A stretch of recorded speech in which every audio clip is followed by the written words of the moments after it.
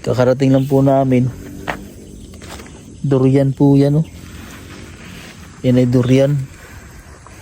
Ito daw si yung aso nila. Si Aso. Si Aso. Pangalan niya si Aso. Yan. So yan po yung PB house. Yan, PB team house po yan, oh. Napaka ganda. Tapos ito, maraming mga tayo na saging. Kasi sa vlog po ni Sir Paul ay doong part lang po yung nakikita eh. Yung pag minsan dito. So nalawak po pala itong yung kanyang farm. Yan. Nakikita niyo po yan hanggang doon sa baba. Napaka po dito. Napaka peaceful po ng lugar. Tahimik. Yung maririnig nyo lang po dito yung pag sa tuwing umaga daw, tuwing mga huni ng ibon. Tapos gantong oras pag hapon, mga huni ng ibon, mga guni-guni. Ayan. So marami po siyang tinanim dito ng mga durian.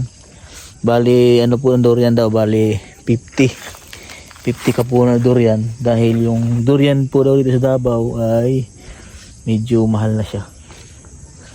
Mahal po ang dito, yung supali in-export po sa ibang bansa yung durian. Bali dito na lang po daw kinukuha yung mga durian.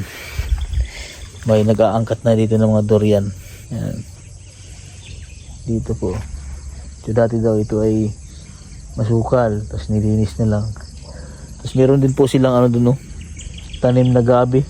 Sobrang lalaki po ng gabi nila, ang tataba. Tapos may mga saging.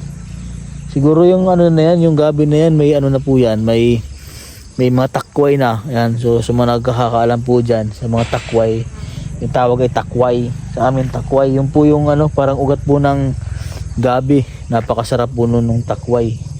Ang luto po nun, adobo. Kundi adobo, gata, napakasarap po niyan takway. Yan. So organic po daw lahat yan, yung mga pananim niya dito.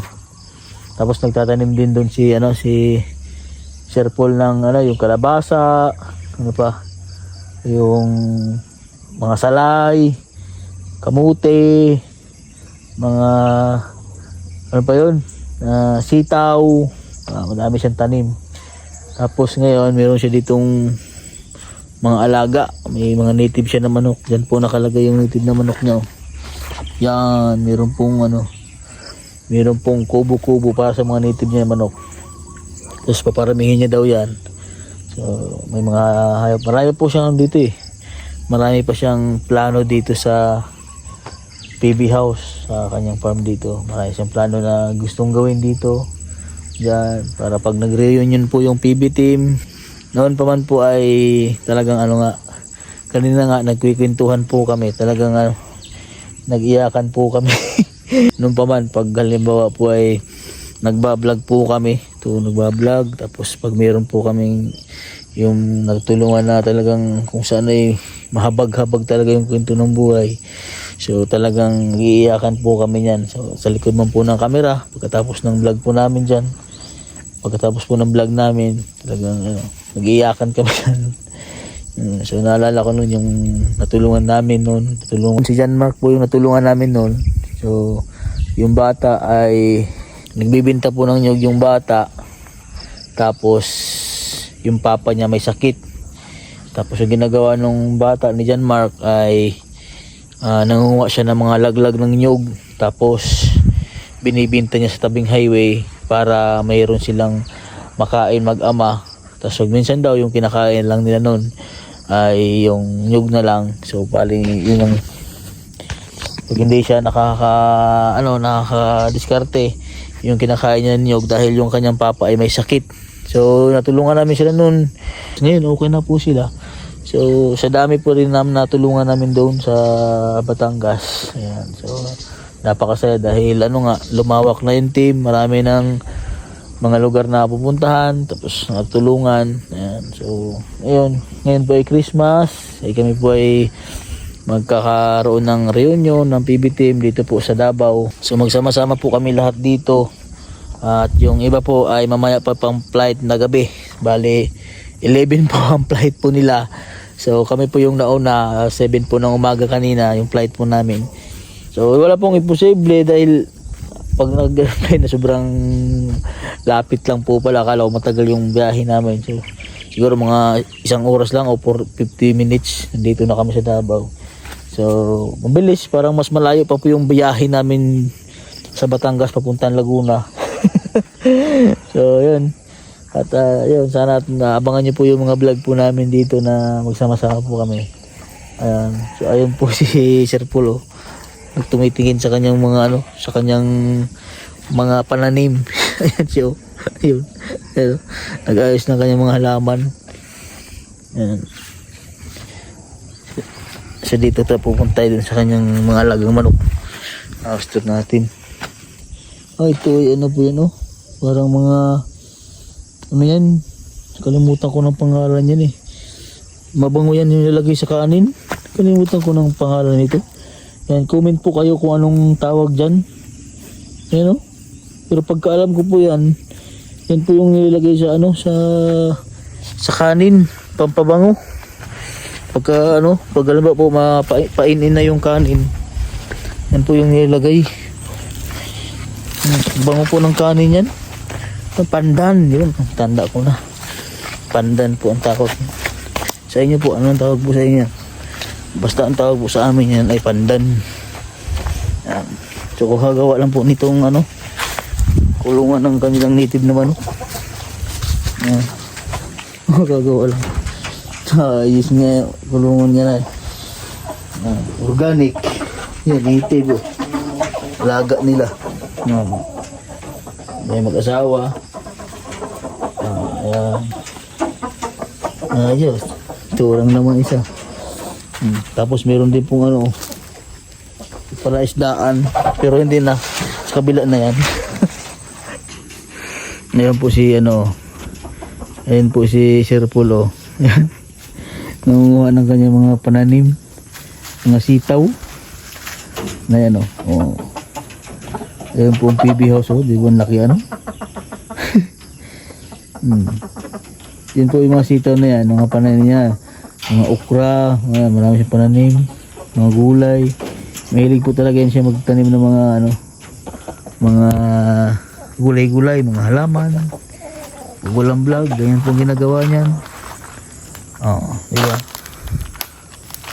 Tingnan natin ito kung maraming bunga yung niya, yung tawag dyan,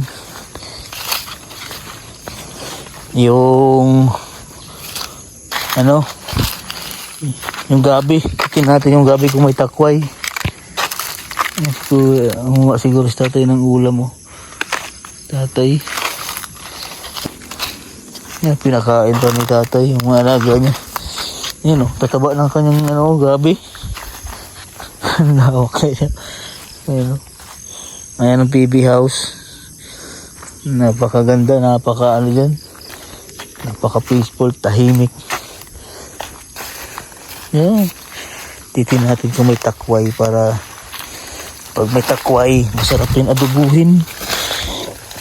Takway, nagluluto tayo ng takway. Kung may makita tayo yung takway dito.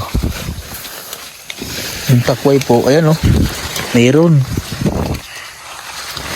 Takway. Ito po. Yan yan. Takway po yan. Yung ugat. Kasi mga payat pa. Wala, hindi pa may mataba. Kasi yung pagdami ng takway, doon po yung sa mga mababasang lugar talaga, yung takway. Parang nagpuputik. Pero pag dito, pag natagal, nagkakaroon din, lalo pag halimbawa po ay hindi po binabawasan. Hindi binabawasan yung takwa yan. Haba na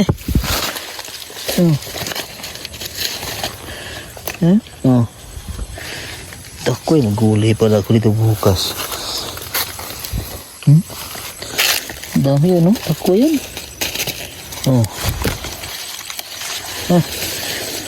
Gulay ako nito. Ako ng takway. Gugulay po ako ng takway. Sarap kaya nito adobo. Adobo sa tuyo lang, suka, bawang sibuyas. Sarap. Sarap na, takway oh. Papatikim natin. Takway. Oh, dami yan. Sumuha tayo dito. Bubulayin natin. Kahit ano. Share. Dami yan. Takway. Yun oh. Sarap kaya yan. Yung iba dyan ay pinapaksiw lang nga lang yan. Ito mataba. Kadali ako. Ito malalaki.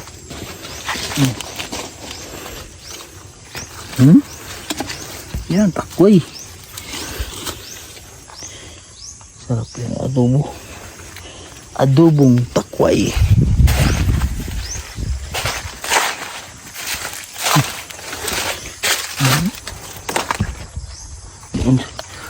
Unti lang dito. Doon sa kabila ang madami.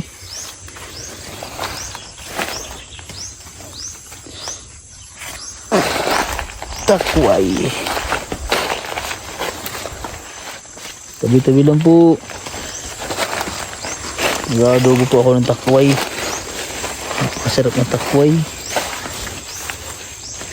May laki na ng bunga ng gabi oh.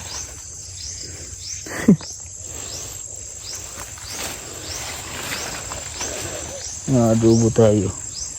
Sa mga po muna ako ng takway. Ayan, sa mga subscriber po ng Motivi Team, ayan, huwag niyo po kalimutan subscribe po yung aking YouTube channel at Karen Vlogs at sa buong TV Team. Maraming salamat po sa inyo. Ayan, mga po muna ako ng takway.